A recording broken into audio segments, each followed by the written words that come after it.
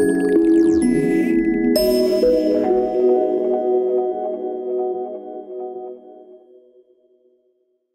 about Rabbi Wein and what he has brought to the Jewish world. One of the outstanding rabbis, one of the outstanding rabbinic figures in the world today. We really are greatly honored to have Rabbi Wein with us.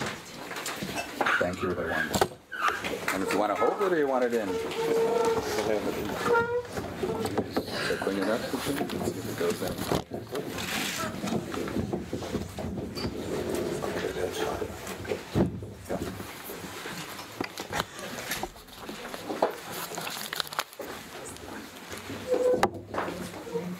I'd like to thank the Rabbi for the introduction. Now, whenever I get an introduction that I don't really deserve, I can hardly wait to hear what I have to say.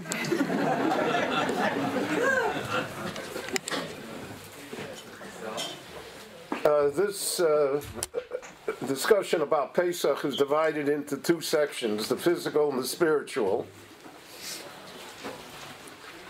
The physical Pesach has to a certain extent evolved over the centuries.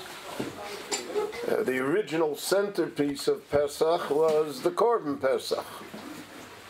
It was the sacrifice that was brought here in Yerushalayim, but was brought in Mitzrayim, was brought in the desert, and it was brought in Shiloh. We are not at all accustomed psychologically to the entire idea of the Korban, which occupied the central role. Josephus writes that in the last Korban Pesach that he saw in the year 64, before the rebellion broke out, so he said there were 250,000 sheep that were slaughtered here on the hills of Jerusalem, where the Korban Pesach was eaten. Again, that's not our society, and we can't imagine that. Now, there have been attempts in Jewish history to revive the Korban Pesach. The Chassam Sofer in the 1830s wrote that if we knew where the place of the Mizbeach, of the altar on Mount Moriah, on the Temple Mount was, if we knew that spot, then even though we don't have a temple, we could bring the Korban Pesach. And we should bring the Korban Pesach. Now, he was talking at a time when there was no possibility for the Jews to do so. As late as the 1970s, when Rabbi Goren was the chief rabbi, after the Six-Day War, when Motagur prematurely announced that the Temple Mount is ours, before Dayan gave it away,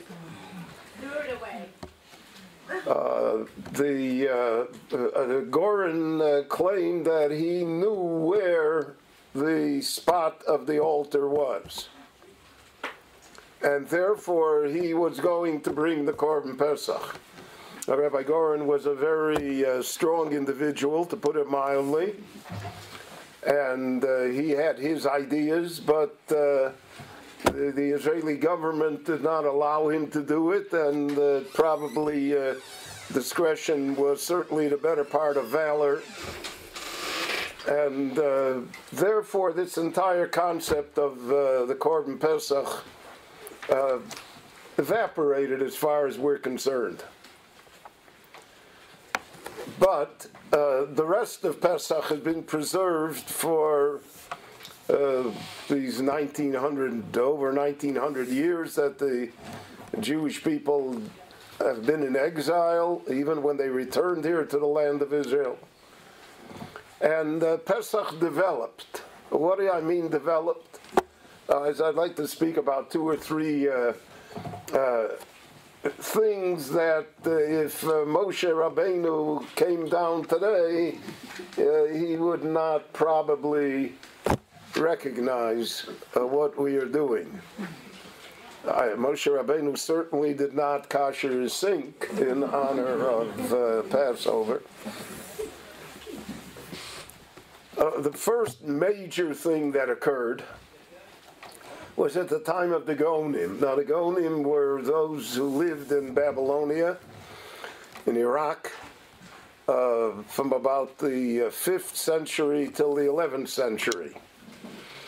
And they were the Rosh Yeshiva. There were two main yeshivas, always in Bovel. One was in Sura and one was in Pumbedita. And these two main yeshivas, the head of the yeshiva, it wasn't called the Rosh Yeshiva, it was called the Gaon. And the Gaonim, they preserved the Talmudic traditions, and they spread the Torah throughout the Jewish world. The last of the Gaonim, Rav Hai Gaon, traveled the world. He traveled to Morocco and to Spain. There are even records that he reached France. And he brought the Torah of Bovel, which became the basis for the Torah study that existed in Europe, and the basis for our traditions, etc. Now, at the time of the Gaonim already, there were certain problems that developed. One problem was regarding what we today call kitniot. Now, kitniot,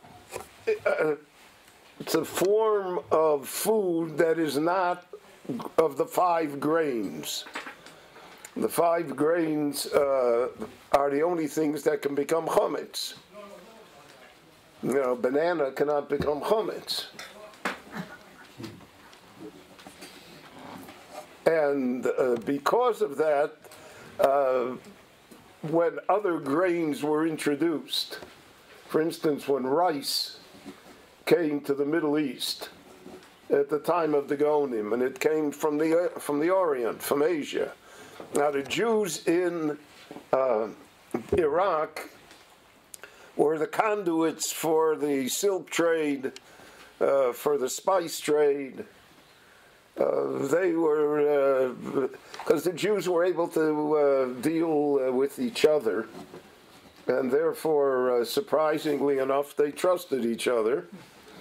So at that time, if you wanted to do business, you know, you had to have coins. You had to bring gold, you had to bring silver. There was no paper money in Europe. And certainly there were none of the other things that we have today, as, you know, the imaginary money. I remember once I was in my office when I was with the yeshiva, and my little grandson was there, and I mentioned to my secretary that someone was wiring to us a substantial amount of money, I think $5,000–7,000, and my grandson said, "How can they get that money into that little wire?" Which is a good question, right? Because it's all imaginary today. Nothing happens. It's all bookkeeping entries. And it's all based on a monetary system, so to speak, of trust. Now, the Jews had that way before anybody else had that, even that idea. We find in the time of the Gaonim that Jews wrote checks. They said to my cousin Yaakov, who may be in Mumbai, Shimon is going to come to you, you give him 5,000 dinar or whatever it is, and I'll straighten out with you. So therefore, for Jews to do business, they didn't have to come with big bags of money. I mean, you imagine, it's hard for us to imagine how the economy worked then, but if you wanted to buy the Empire State Building, and you had to pay for it in coin, you'd get a hernia. It would be impossible to be able to do it. You couldn't do major transactions. And that's why, for a long period of time, Europe could not develop. It was only when the Chinese idea of paper money came and it became more sophisticated that the Western economies could grow. So here, Jews, they were able to deal with each other without problems. Because of that, rice came into the Middle East. Now, rice is mentioned in the Gemara, orez is mentioned in the Talmud. The Talmud discusses it as far as what brocha to make on orez, whether it's mizonot or not. This type of rice, unfortunately, brought problems with it as far as Pesach was concerned. One of the problems was that you didn't get pure rice. You got rice that contained sometimes chaff, sometimes dirt, but sometimes it contained seeds of the 5 types of grain. And that, therefore, if that rice got wet on Pesach, and it had seeds in it of wheat or rye or spelt or oats or barley, the 5 types of grain, so therefore there was a question of chametz. And because of that, therefore, certain sections of the Jewish people began to abstain from using rice. Now, even amongst the Sephardim today that do not observe Kitnius, but many of the Sephardim do observe the prohibition against rice, because that's brought already by the Sephardic Rishonim, the Ritva, Rabbeinu Yontov ben Ashbili, the Talmud of the Ramban, already says that in our time we always found mixed in with the rice seeds of grain, and therefore we don't use rice.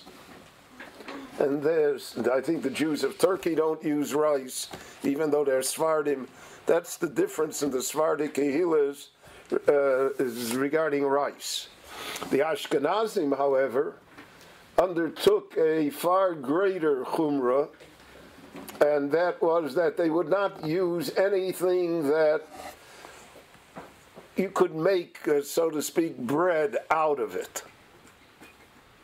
So that included different types of grain, not the 5 types of grain, not chametz, but that expanded to become kitnios. So, for instance, corn. Now, corn in England meant not what it means in the United States. But corn, as in the American corn, maize, certainly is not chametz. And not only that, that type of corn never reached Europe until the American colonists sent it back, because it's a Native American grain. And nevertheless, corn became kitnius. So here we have a dichotomy that exists in halacha.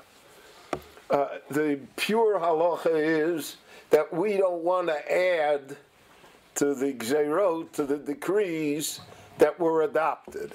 So, for instance, when kitniot was adopted in the 9th and 10th centuries, so whatever grains or food was involved, that's what was involved. Other things are not involved.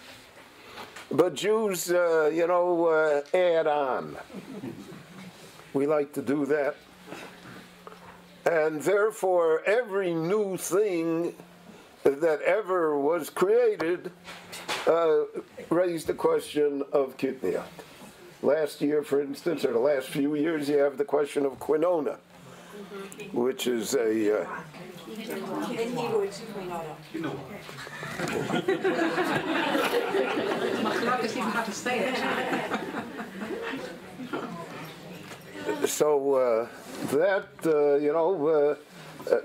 a South American product that practically was unknown till 20 years ago or 15 years ago, certainly in Europe, even in the United States. When I was a Rav in the United States, nobody ever asked me a shaila about it. But now it became a big topic. What is interesting is that we have tshuvot from the great Rabbonim, for instance, about coffee. Coffee didn't come to Europe till the Middle Ages. Also, it came originally from Africa and South America. And so is coffee kitniyat. Since the Jews like coffee, so it never became kitniyat. But cocoa, you would see in the Shilas and Chuvas, almost every food product falls within the realm of is it kitniyas or is it not kitniyas. There are Shilas about tea. Jews like tea, so we have, we always knew Pesach was coming because my mother bought Switachny tea in the can, and we had it in the pantry, but we never drank tea unless we were ill. And the only other time we drank tea was on Pesach, because that was the Pesach drink. So all of this question of kitniyot has evolved. It's grown, it's evolved, it's become a major issue. Now, in the 19th century, there was a shaila about vegetable oil, which came into Europe then.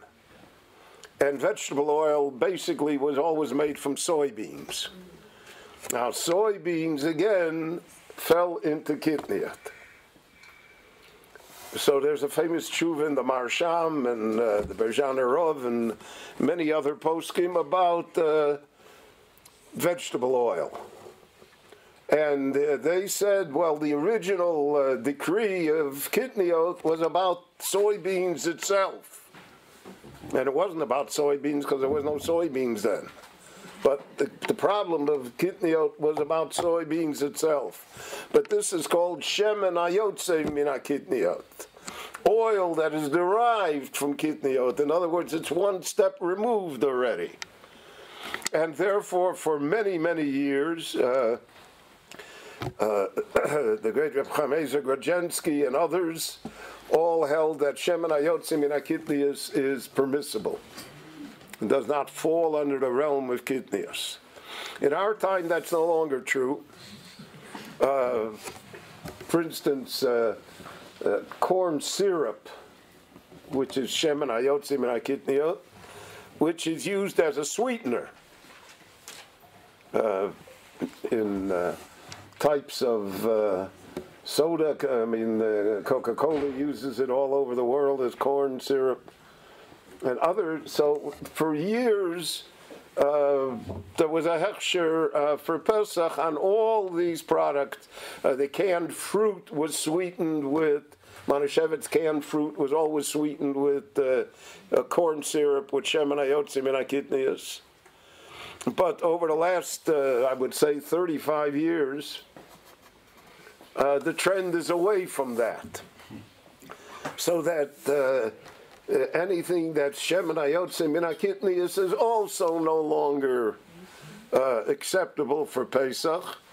So, for instance, all the kosher Coca-Cola is because it's sweetened with sugar, not with corn syrup.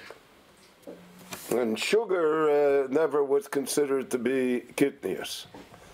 But again, the question arises.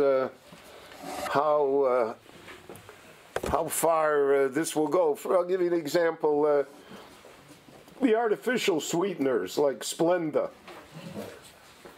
or Sweet and Low or any of the other poisons that we eat.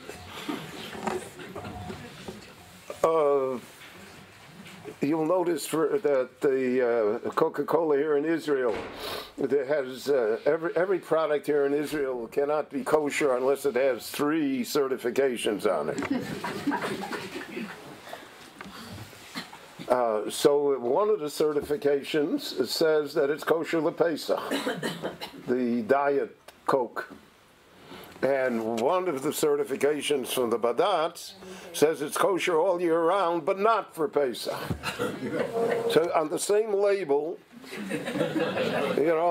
you got, so most people don't read labels, so it doesn't bother them, but it certainly is not logical to do that. But what is the reason? The reason is because they use an artificial sweetener, aspartame, and maybe aspartame is kitnius, and that maybe it's shemanayot mina kitnius. The Badatz doesn't want to get involved in that. I remember from my years with the OU, which I recall so fondly, the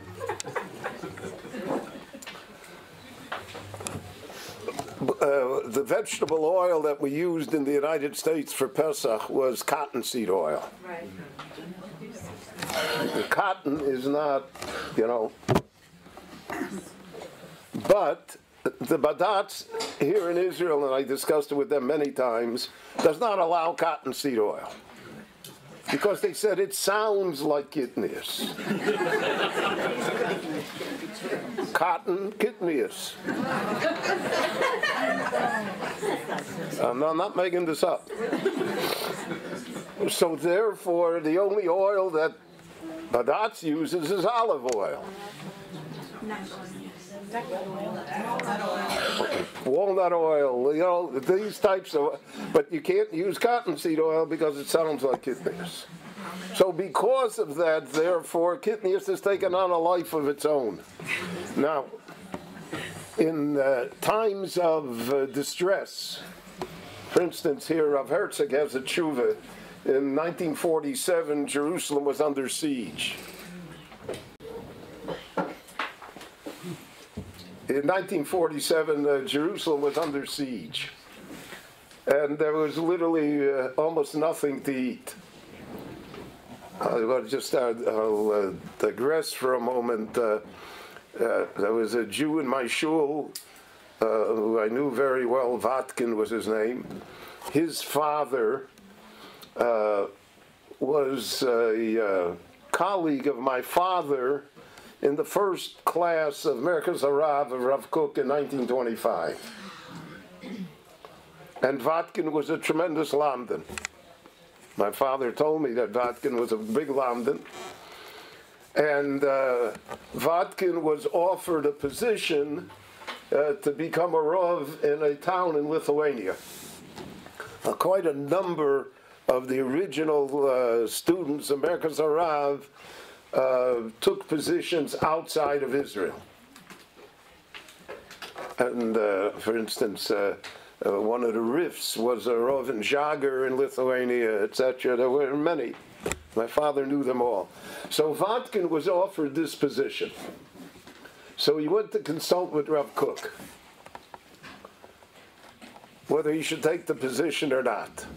So Rav Kook told him, these were his words. I heard it from his son, I heard it from my father.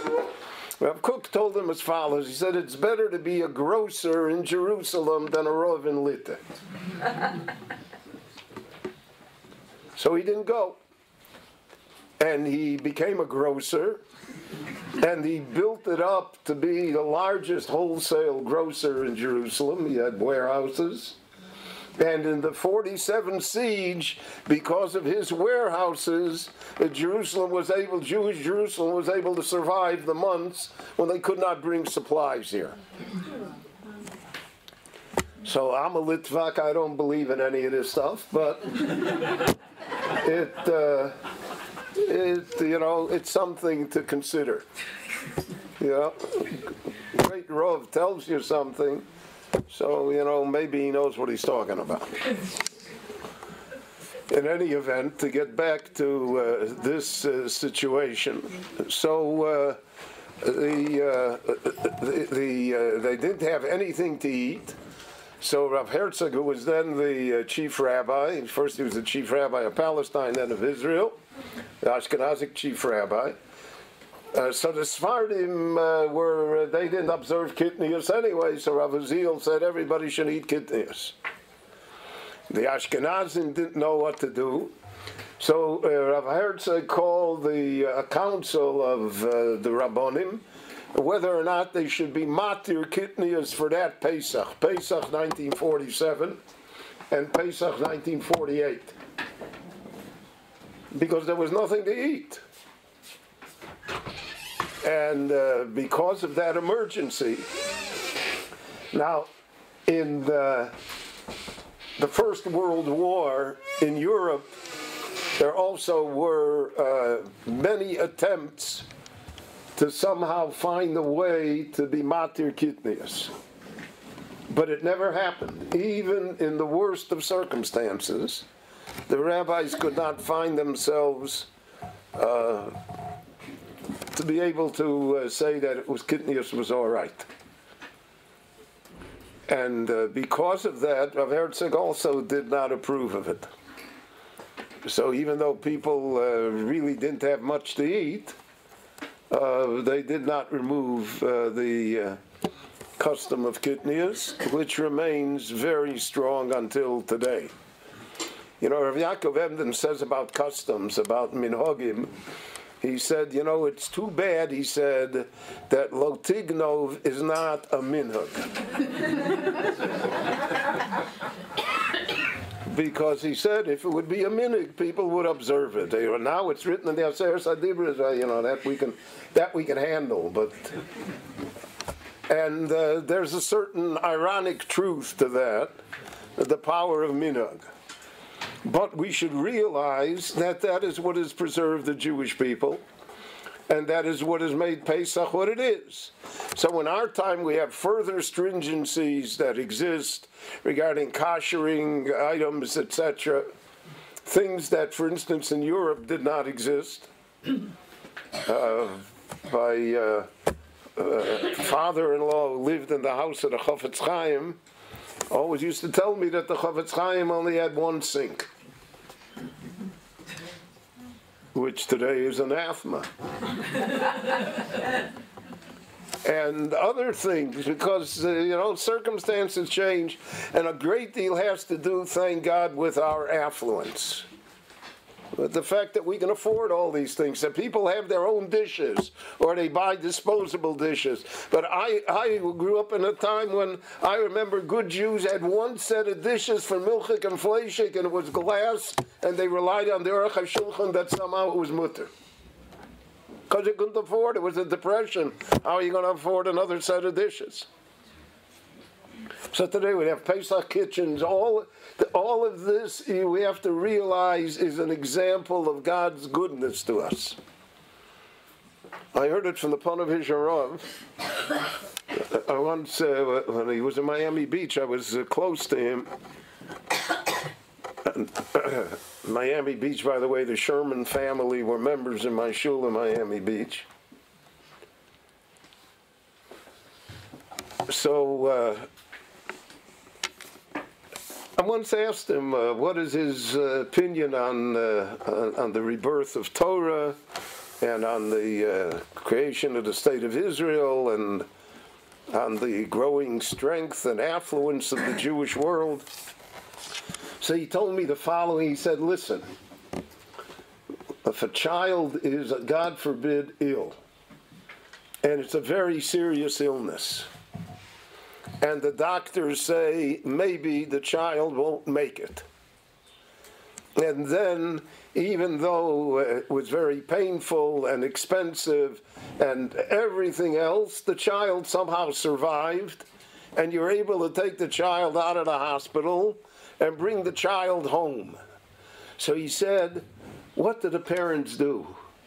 They give the child ice cream, they buy them toys. It can't do enough. So he said, the Ribono Shel Olam took us out after the Holocaust. The Jewish people were almost dead. I remember, I cannot describe to you the mood of the Jewish people, even in Chicago in 1946. Let alone here in Eretz Yisrael, where you had the British and the riots and everything else that went on. And ein bias asher ein shomeis. Everybody lost somebody. I remember that when Rabbi Oshri came to our house and told my father how my uncle and aunt and my cousins were murdered by the Lithuanians, by the Bolsheviks. So it was. So the Lord did us a favor, right? He took us out, so He spoils us. That was His words. He spoils us. You want a state? I'll give you a state. You want make yeshivas? Make yeshivas. You want to make money? Make money. Whatever you want.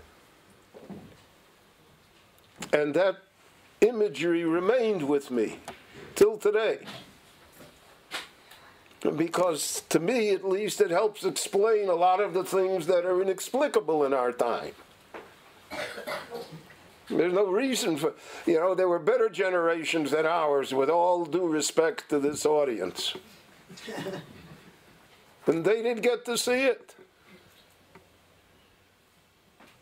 And we do. And not only we do, we take it for granted. It's the way it's supposed to be. My grandchildren say, I'm going to have my bar mitzvah at the kotel. Go tell them, what kind of kotel. So therefore, that is part of the joy that we should have in our, so to speak, rigid Pesach. That the Lord gave us an opportunity. He said, you want to have chumras? Then have chumras. You don't want to use kidney? Don't use it. You want to, whatever you want. Do it. And Pesach became a multi-million-dollar business. I mean, there's the plethora of products is unimaginable. I come from a time where we ate fleischiks 3 times a day, chicken and potato and, and a little soup, and that was Pesach. I remember how delicious it was to put that cholesterol-free chicken fat on the matzah. That was it. My grandchildren, they got more candy than when Barton's first made kosher Pesach candy. It was a revolution. Who could imagine such a thing? Candy on Pesach. We had walnuts for dessert. So all of that is an expression of God's goodness to us. Of the fact that somehow He wants us to be revived. And I think all of us should appreciate it in that fashion. That's part of the story to tell at the Seder night. So when we say Avodim Ayinu Lefaro b'Mitzrayim, that's not ancient history. It's Avodim Ayinu. And look at the world today. B'chol dor v'dor, yesterday the United Nations Human Rights Council passed 5 resolutions against the state of Israel. And one of the resolutions is that every meeting there has to be a discussion of the state of Israel, not of Syria, not of North Korea, not of any place else in the world. Everybody else is in good shape. Human rights, no problems. Egypt can hang 570 people, and that's the way it goes. So that has to be emphasized to our children. Our uniqueness, the Rabbanu Shalom wants us to realize how special we are, how unique we are, and this is all part of the process. Because if I feel I'm special, if I feel I'm unique, so then I have certain responsibilities. I see myself in a different light. But if I'm like everybody else, and we saw that in the Novi Yecheskel. The Navi Yechezkel describes that the elders of Israel came to him and they said, this is after the Churban, they're in the Babylonian exile, they don't see any way out. Because we never see any way out, right? So they came to him and they said, K'chol hagoyim beis Yisrael. We're going to be just like everybody else. So Reform said, we're Germans of the Mosaic persuasion. Okay, so God showed them they weren't Germans. They said, Berlin is our Jerusalem. So it didn't turn out that way. But today there are Jews that say other places are our Jerusalem. And I don't want to even think about the consequences of saying that. But one has to be blind to Jewish history not to realize what a fatal error that is. So in any event, they came and they said, listen, K'chol hagoyim beis Yisrael, we're like everybody else. We're Babylonians of the Mosaic persuasion. The Navi is shocked. This is here in the 12th chapter of the Navi. Tanakh is an important book. You'd be surprised to know. They really meant it. If you want to know what's going on in our world today, then look up in the Nevi'im. It's not in the Jerusalem Post. They haven't got a clue. You see what Yeshaya says, see what Treyoso says, and then you have an understanding of what's going on. So the Navi didn't know what to answer them. That night he has a vision. He writes about it. He has a vision. Kaviyachol, the Rabboni Shalom, appears to him. Now God is nothing if not courteous. So he asks him, what happened in the office today, right? So he said, God, the elders of Israel came to me. Ma omru, what did they say to you? So he said, they said, K'chol hagoyim beis Yisrael. They quit.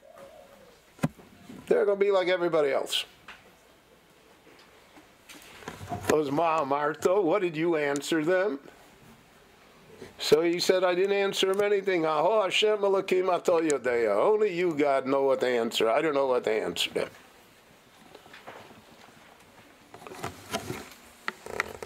So God said, Ko amar Hashem tzvokos. This is what the Lord of hosts says. This is what to tell them. Hoyo lo yiyeh adover hazeh. That's never going to happen. Chol hagoyim beis Yisrael, forget it. That's never going to happen. Im ki lo emloch aleim b'chema shvucha v'izroa netuya. I will rule over them with poured out anger and a stretched out hand.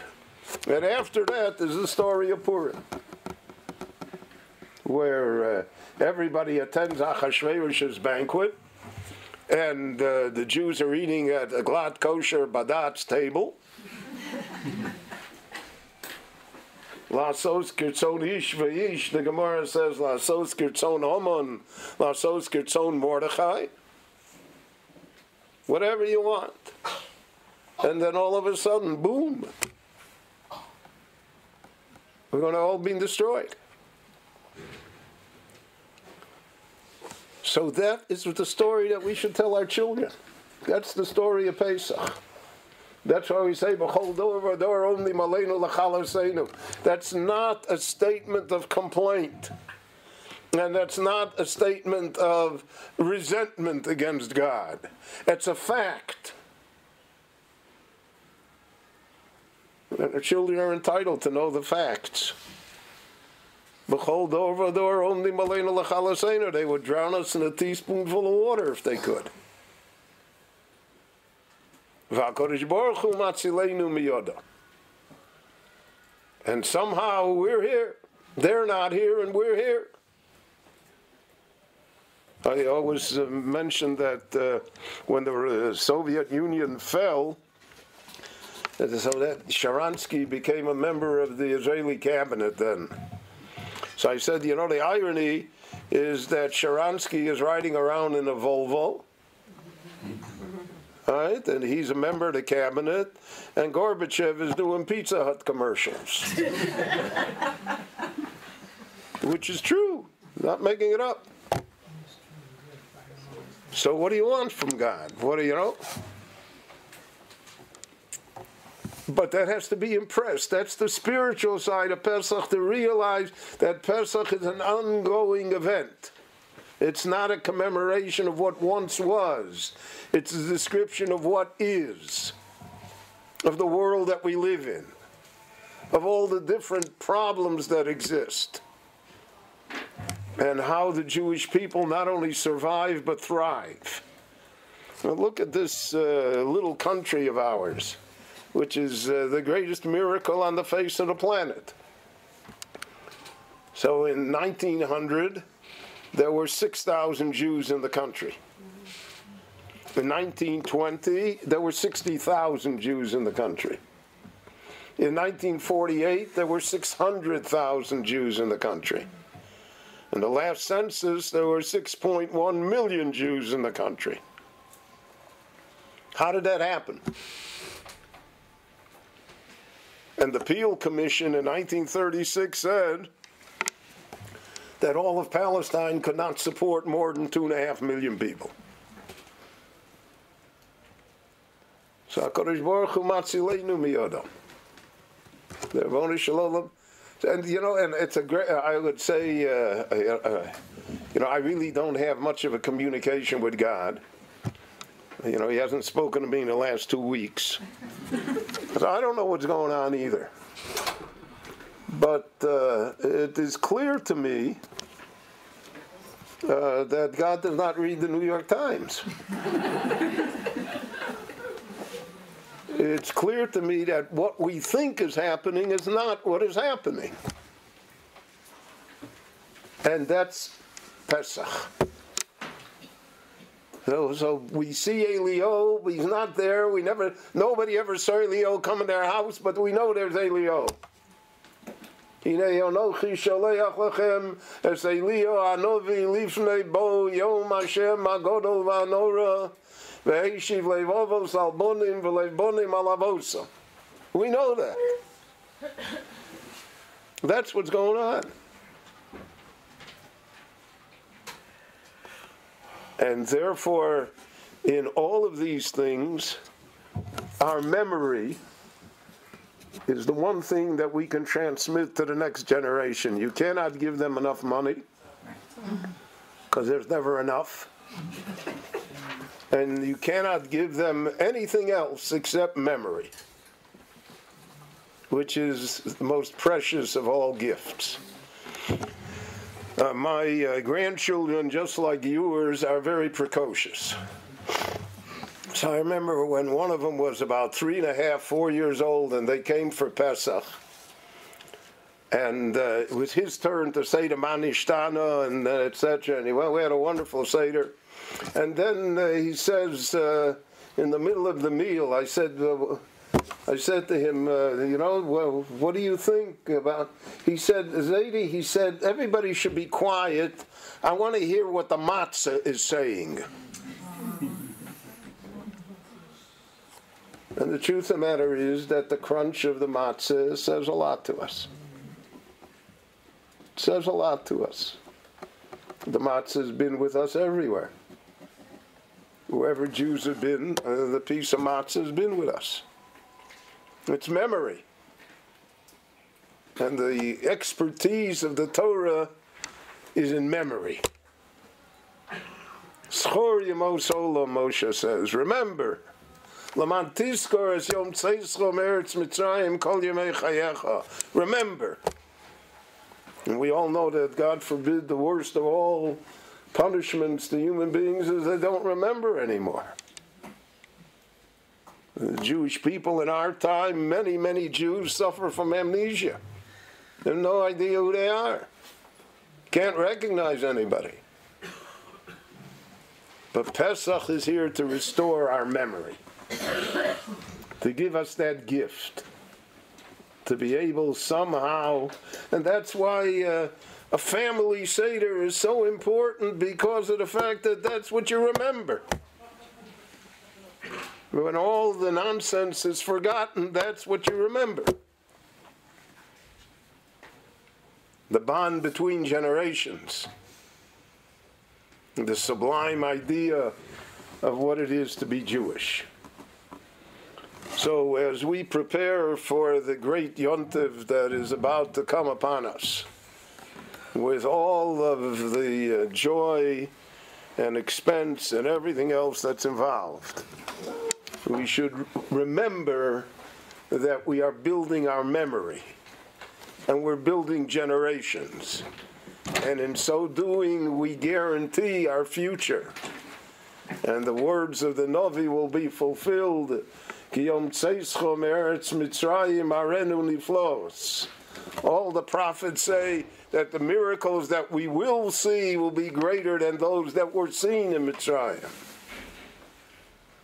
No longer will they say, Hashem Elokecha asher hotzeisicha me'eretz Mitzrayim, but they'll say, Hashem Elokecha that brought you back from all the corners of the earth and preserved you and allowed you to become a great people and the role model for all civilization. So I want to wish you all a Chag Kosher v'Sameach, and we should hear good news one from another. Thank you.